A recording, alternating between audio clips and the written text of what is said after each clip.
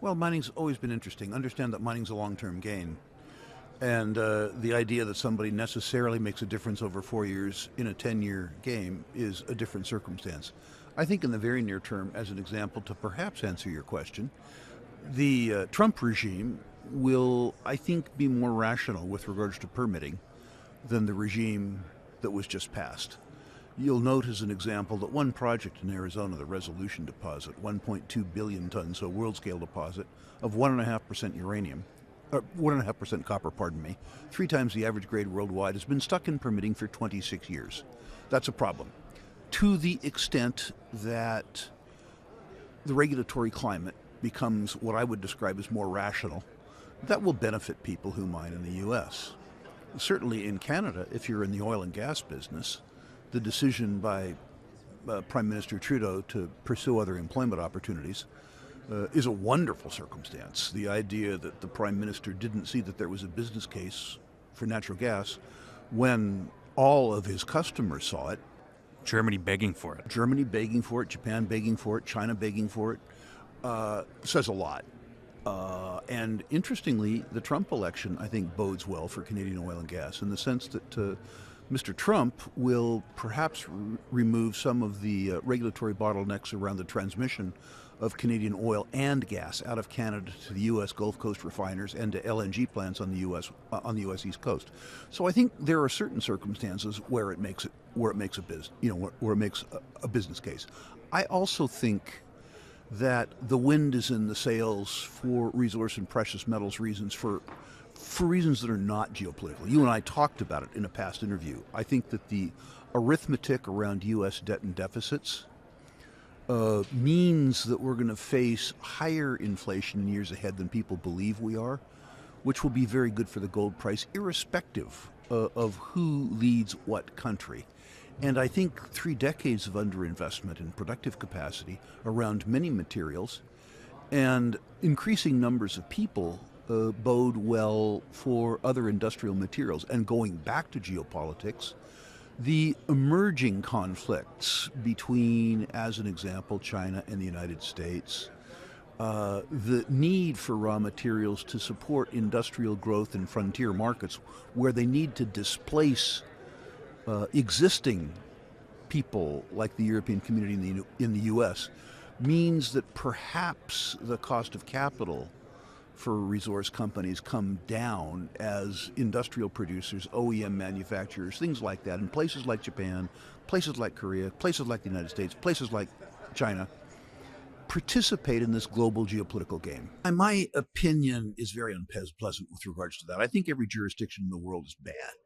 I don't think there are any good ones. I believe that the government that's most dangerous is the one that's closest to you. I'm here in British Columbia. People in British Columbia, because they understand the risks here, think it's a great jurisdiction. I think it's a horrible jurisdiction. I've been treated better in Congo than I have in BC, or California for that matter, where I was from. So I think all the jurisdictions are lousy. Within Canada, my preference would be to be in Alberta, in Saskatchewan, or in Quebec, rather than other provinces. If I was going to be in BC, I'd want to be in Tahltan land. I'd want to be in First Nations land where the First Nations were intelligent and supportive of resource development. I think the U.S. regulatory climate is going to get a bit better, but remember that Trump doesn't control the individual states. So if you're looking to play the Trump game, look to play the Trump game in Alaska, look to play the Trump game in Wyoming, look to play the Trump game in Nevada, look to play the Trump game in Texas, and be very careful everywhere else. He's not the boss.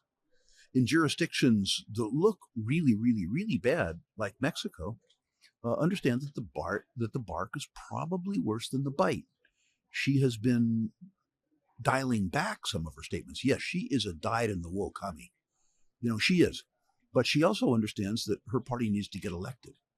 And there are places in Mexico where, without mining, they're literally picking corn and picking beans. So what she has said is, to the extent that a mining project generates local support, local goodwill, that she will support it on a national level. What she has said is that localities are going to begin to control the process in Mexico. I happen to believe that's a lie, but it's a wonderful sounding word because that's the way it should be in Mexico. So politics, very, very, very mixed message. I have been buying, I had reasonable holdings of Canadian oil and gas stocks anyway because they were cheap. Now that the political winds have changed, there's a catalyst in place which will make something cheap not so cheap. And I like that. I already own them, and I'm buying much more. What interests me recently, and this has been a factor, is the fact that the Fed is cutting rates and the long-term rate has risen, which is to say that the Fed has lost control of the long end of the interest rate curve. What big investors are saying is that the Fed's estimates of inflation going forward are wrong. They understand that the Fed is trying to lower interest rates despite a strong economy for political purposes, but the risks to them are increasing rather than decreasing. So the Fed is lowering the short-term cost of funds, and the market is taking up the long-term cost of funds. That's extremely telling. The Fed wishes it wasn't true, but the Fed is beginning, as it did in the Clinton years, to lose control of the long end of the interest rate, and that's very interesting. I buy them for the 4 or 5 year context based on what I think they're worth. What the market tells me is that the gold price is going to go higher because inflation is going to go higher.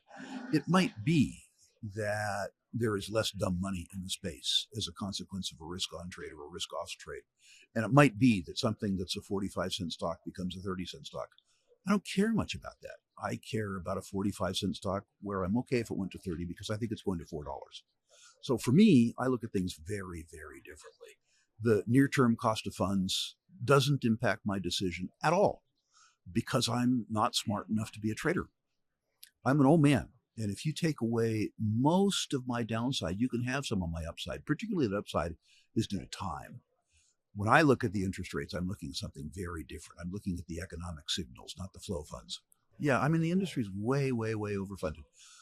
A lot of companies, probably 80% of them in the space, if they raise any capital at any price, their cost of funds is sub-zero because while they have a positive market cap, they have a negative enterprise value. They are, on a net present value, they're worth less than nothing. And it would be lovely, although it will never happen, if we raise the same amount of companies, but we raised it for 90% fewer companies so that we adequately funded the good companies and we starved the bad companies. It'll never happen, but it's something that speculators need to keep in the back of it. So let's think about that just for fun. It probably costs $250,000 a year to run a public company for legal, audit, exchange fees before you've paid rent, before you've paid for the copier, and before you've paid salaries. Let's say that bare bones G&A for an issuer is $500,000. Let's say that it is reasonable to spend a quarter of your capital deployment every year on G&A. What that means is that if your company isn't spending $2 million a year, that they have too much G&A. What on earth is somebody going to do with a $600,000 financing? I'll tell you what they're going to do. They're going to salary it up. That's what they're going to do. So scale, even in the small companies, matters. Companies that aren't deploying $2 million a year are,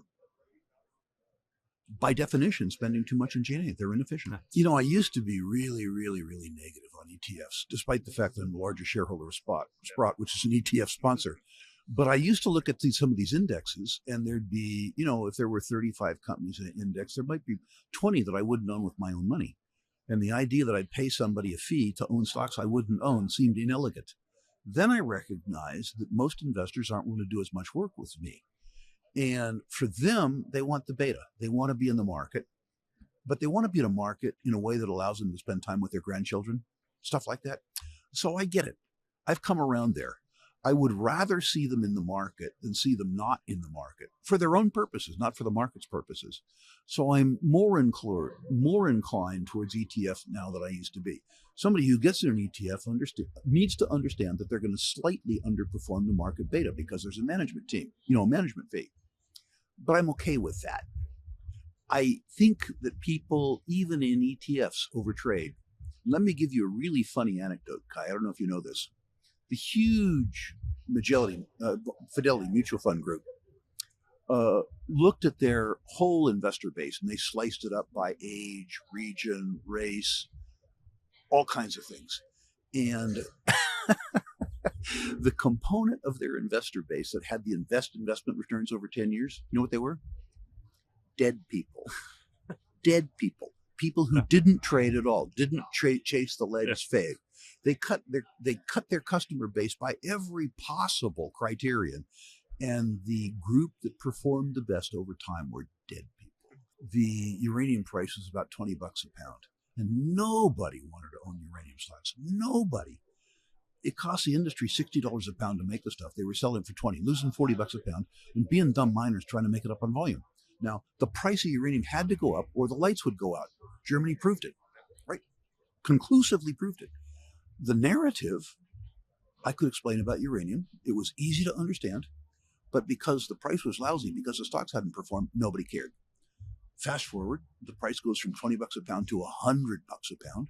It doesn't need to go up anymore. The stocks are up fourfold, fivefold, sixfold. The narrative is the same, but now the narrative has been demonstrated by price, and everybody wants to own the space, just in time for it to be overowned and fall by half. Natural resource investors need to understand that in natural resources, you are either a contrarian or you're going to be a victim. Those are your two choices. They're both okay with me. But what that means is that you pay less attention to what's hot and more attention to what's not. Don't pay attention to what's in favor unless you're looking to sell something. Pay attention to what's out of favor.